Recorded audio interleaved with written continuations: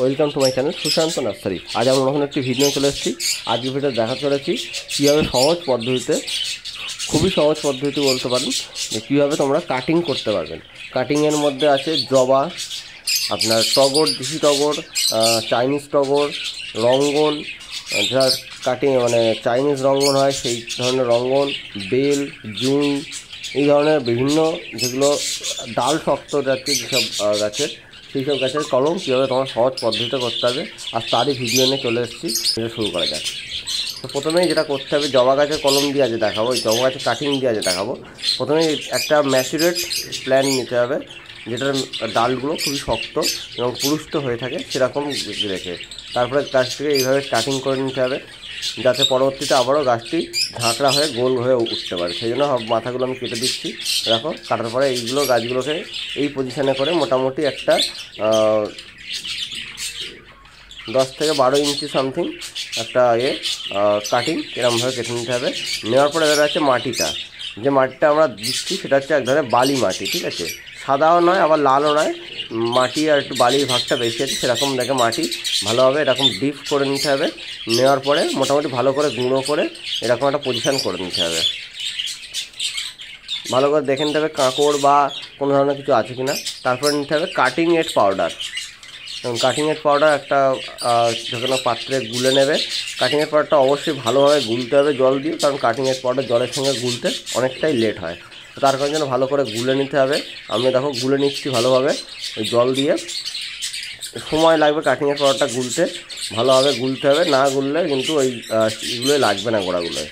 তো ভালোভাবে গুলে নিলাম। আমি এইদিকে ডালও দেখো কাটিং করে নিয়েছি। এরপরে গোলা কমপ্লিট হলে এইগুলোকে যতটা মাটিতে পোতা হবে সেই বরাবর মোটামুটি এগুলো কাটিংয়ের পাউডারটা ভালো করে ভিজিয়ে একটু শুকিয়ে নিতে হবে।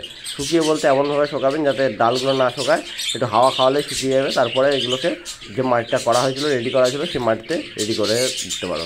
বা তোমরা কোনো চাইলে কোনো টব 6 ইঞ্চি 7 ইঞ্চি টবেও তোমরা করতে পারো, লাল বালি দিয়েও করতে পারো। তবে আমার মতে বেস্ট হয় সাদা বালি বা বালি জাতীয় একটু মাটি, সেরকম মাটিতে করলে। এরপরে আমি দেখাচ্ছি টগর গাছ।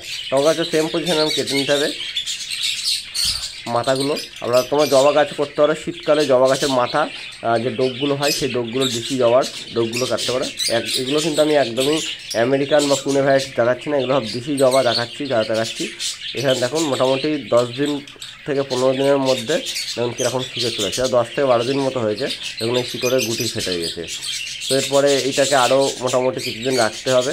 তার জন্য এর মধ্যে ফের একবার কাটিংয়ের পাউডার আর এর সঙ্গে একটু হালকা স্যাপ জলে গুলো স্প্রে করতে হবে, যাতে বৃষ্টির সময়, কারণ এই সময় বর্ষার সময় করতে হয়, কন্টিনিউ বৃষ্টি হয়, যার কারণের জন্য ফাঙ্গাস লাগতে পারে, সেই কারণের জন্য এটা একটু ফাঙ্গাস মারতে হবে। এরপর দেখুন মোটামুটি 15 থেকে 20 দিনের মধ্যে এরকম শিকড় চলে আসবে। এইবার এগুলোকে একটু রিপোর্ট করে নিতে হবে। আমি এটা টেনে তুলেছি, যেন শিকড়গুলো কেটে গেছে। এটা অবশ্যই তোমাদেরকে একটু নিরেন বা খন্তা এটাও কিছু দিয়ে, ধারালো কিছু দিয়ে পুঁততে হবে।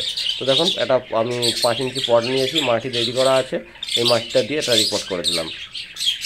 এবার সহজেই রিপোর্ট করে দিলে তোমাদের গাছ একটাও গাছ মরবে না। আমি এই প্রসেসেই মোটামুটি গাছ করি আপাতত।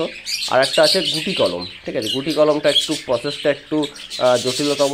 তো কেউ যদি তোমরা চাও দেখতে বা শিখতে, অবশ্যই আমাকে কমেন্ট করতে হবে, আমি সেই পজিশনে ভিডিও দেবো। আপাতত আমি তোমাদের কাটিংয়ের ভিডিও নিয়ে চলে এসেছি। তো কাটিংটা আগে শিখে নাও। অবশ্যই আশা করছি তোমাদের বাড়িতে ছাদ বাগানের বিভিন্ন জবা, টগর এই ধরনের গাছ আছে, তো একটা থেকে আরও 10টা গাছ তোমরা বাড়াতে পারো এইভাবে। দেখুন মোটামুটি 1 মাস পরে গাছটা এরকম পজিশন চলে এসছে, 1 থেকে 1.5 মাসের মধ্যে। এরপরে এটাকে ফুল আসবে, ফুল আসলেই মোটামুটি হবে। আজকের ভিডিওটা এত পর্যন্ত। ভিডিও ভালো লাইক, শেয়ার, কমেন্ট করে ভিডিওটা সাবস্ক্রাইব করে দেবো।